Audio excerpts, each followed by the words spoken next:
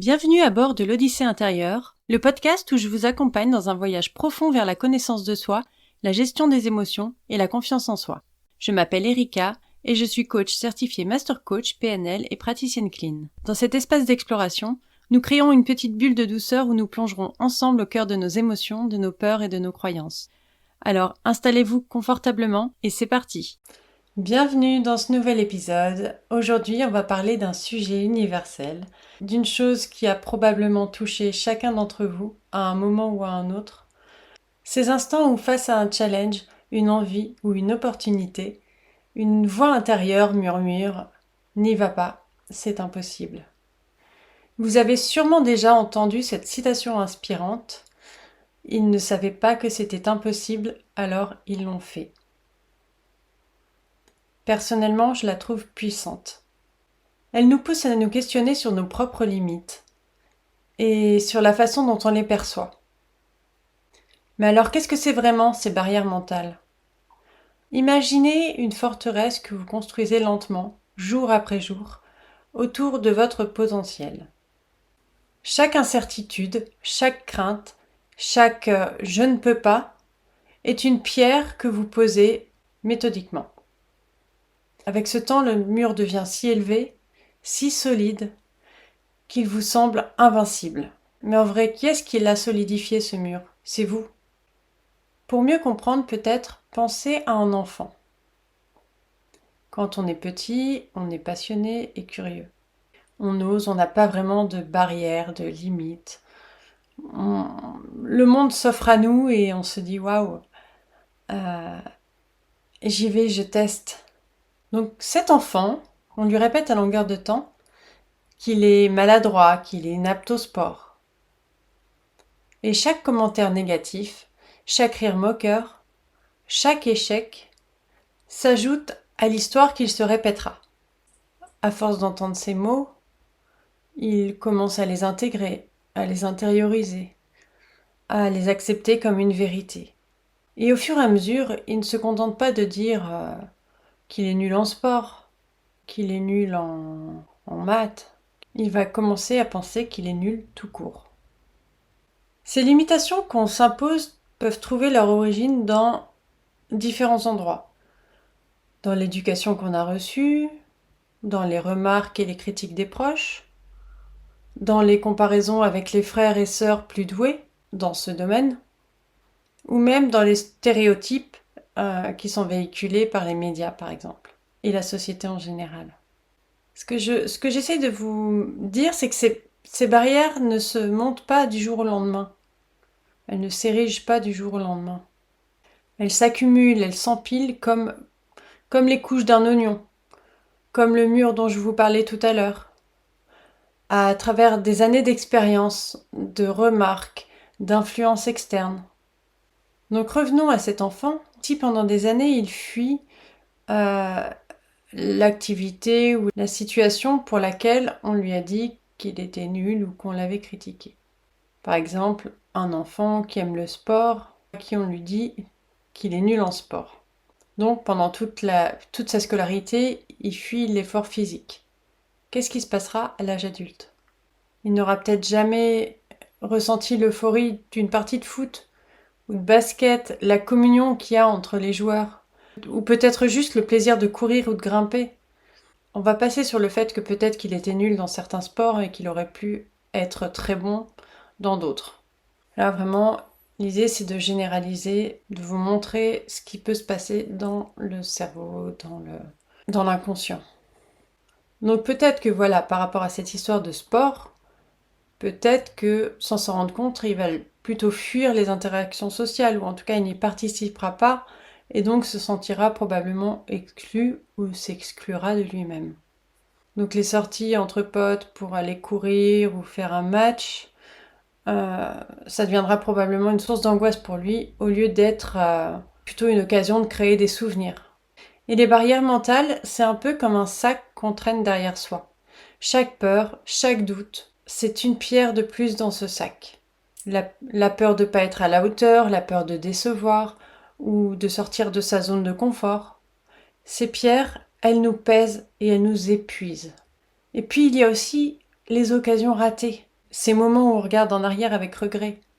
Vous savez, cette soirée à laquelle vous n'avez pas osé aller parce que vous pensiez que vous seriez le vilain petit canard, que vous n'allez pas vous intégrer, que vous n'avez pas le statut qu'il fallait à ce moment-là, ou que vous aviez tout simplement des goûts différents des personnes à cette soirée. Donc en fait, vous vous isolez de vous-même. Pensez aussi à, par exemple, un voyage que vous avez repoussé en disant c'est pas pour moi, ou je ne peux pas partir seule, ou c'est trop dangereux.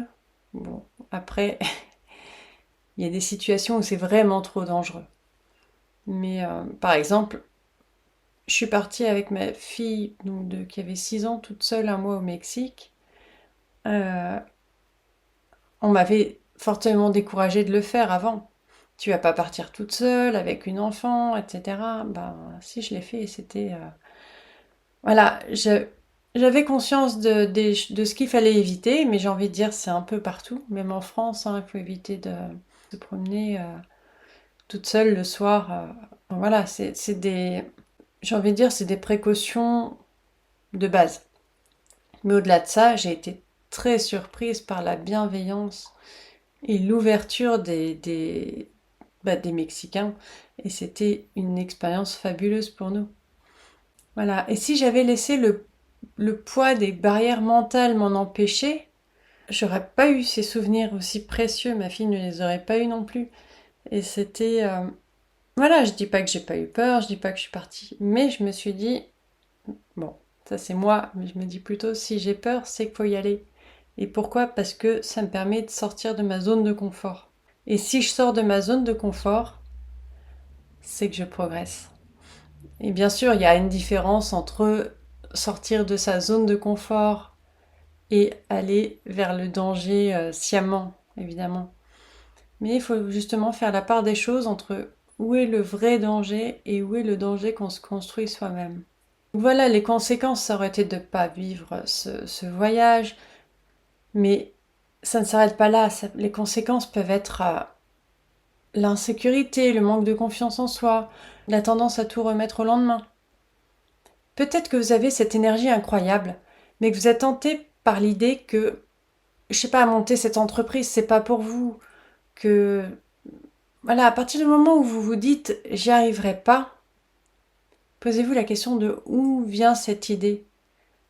Parce que quand on reprend l'exemple de l'enfant, un enfant se pose pas cette question, en tout cas au tout début. Il essaye, il essaye, il essaye jusqu'à ce qu'il y arrive. Et donc, pourquoi c'est pas pour vous? Pourquoi vous n'y arriverez pas? Euh, Creusez un peu cette question. Vous contentez pas de la première réponse qui vous vient, mais allez chercher encore plus loin, encore plus loin. Pourquoi, pourquoi, pourquoi, pourquoi? Et en général, au bout de 5 pourquoi, vous aurez la vraie raison, la vraie réponse. Tout ça pour dire que peut-être que vous avez un talent caché, une passion mise de côté parce que vous vous dites je n'ai pas ce qu'il faut, à quoi bon, etc. Et c'est dommage, il faut casser ce cercle. Et comment? J'ai envie de dire, tout commence dans la tête. Comme je vous l'ai dit tout à l'heure, il faut déjà prendre conscience de ces pensées auto-limitantes. Faites un pas en arrière, analysez vos peurs, osez vous questionner.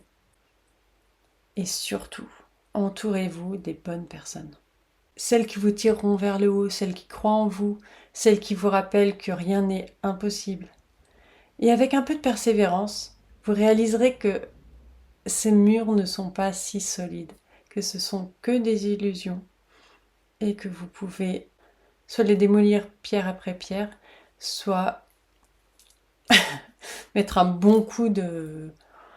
Je sais pas ce qu'il faut pour démolir un mur, mais mettre un bon coup de marteau, de pelleteuse dedans. Alors, pour ça, donc, il y a des techniques, comme je vous disais tout à l'heure, les 5 pourquoi. Je peux pas vivre de mon activité. Pourquoi? Parce que j'ai pas assez de clients. Pourquoi? Parce que je communique pas comme il faut. Pourquoi? Parce que j'ose pas me montrer. Pourquoi? Parce que j'ai peur qu'on me juge.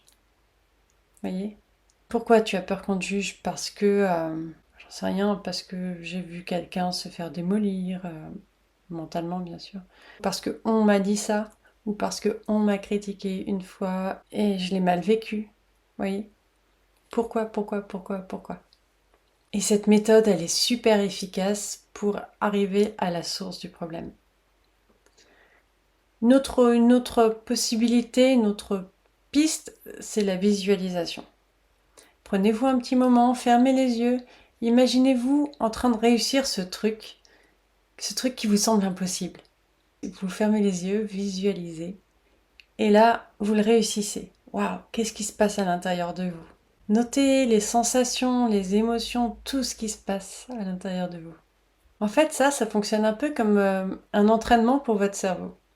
À force de voir cette réussite, votre cerveau finit par y croire, à penser que c'est vrai, parce que, encore une fois, le cerveau ne fait pas la différence entre ce que vous imaginez, ce que vous visualisez et la vérité. Petit à petit, il va l'intégrer comme quelque chose de possible, voilà, d'accessible. Enfin, un autre exercice auquel j'ai pensé, c'est la règle des 2 minutes. Combien de fois vous vous êtes dit « Ah là là, la tâche elle est énorme, je vais pas y arriver, je pourrai jamais le faire, c'est impossible, c'est trop gros, c'est trop lourd, etc. » Alors avec cette règle des 2 minutes, le truc c'est de ne pas trop réfléchir. Donnez-vous juste 2 minutes pour accomplir la tâche, ou pour la commencer déjà. Parce que généralement, le plus dur c'est de mettre le pied à l'étrier. Après ces 2 minutes, vous verrez que non seulement vous vous êtes lancé, mais qu'en plus, ce serait dommage de laisser les choses en plan alors qu'elles sont commencées. Donc vous allez avoir envie de les finir. Après, si au bout de 2 minutes, vous avez envie d'arrêter, arrêtez. Mais au moins, essayez cette technique des 2 minutes, elle est particulièrement efficace, surtout quand on procrastine. En gros, tout ça pour dire que bien souvent, on est le seul obstacle face à nos rêves. Il faut souvent juste un peu de volonté et de la bonne technique pour tout débloquer. Si d'autres y sont arrivés, je vois vraiment pas ce qui empêche que vous le fassiez, que vous y arriviez. Les seuls blocages que vous avez, ils sont mentaux. Vous êtes capable de tout. Peut-être que le plus gros travail, c'est de débloquer ces croyances, mais vous en êtes capable.